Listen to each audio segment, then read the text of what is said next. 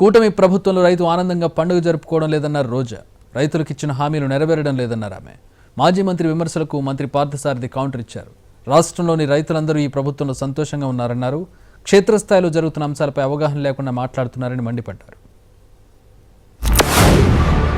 గతంలో జగన్మోహన్ రెడ్డి గారు ముఖ్యమంత్రిగా ఉన్నప్పుడు పేదవాళ్ళు కానీ రైతులు కానీ మహిళలు కానీ ఏ విధంగా సంబరాలు జరుపుకున్నారు. ఏ పండుగ వచ్చినా కూడా ముఖ్యంగా భోగి పండుగ, సంక్రాంతి పండుగ రైతులకు సంబంధించిన వాళ్ళు కొత్త బట్టలతో, పిండి వంటలతో, బంధువర్గంతో ఎంత హ్యాపీగా ఉన్నారు.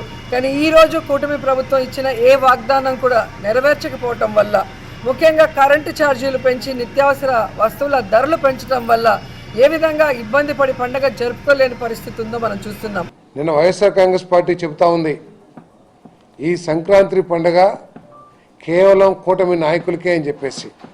అసలు వైఎస్ఆర్ కాంగ్రెస్ పార్టీ వాళ్ళకి ఈ పండుగ ఎక్కువగా ఎవరికి వర్తిస్తుందో ప్రజల ప్రస్తుత పరిస్థితి గురించి అవగాహన లేకోకుండా, క్షేత్రస్థాయిలో జరుగుతున్న కార్యక్రమాల పట్ల అవగాహన లేకోకుండా కేవలం నిరాశ నిస్పృహల్లో మాట్లాడుతున్నారని చెప్పేసి మనం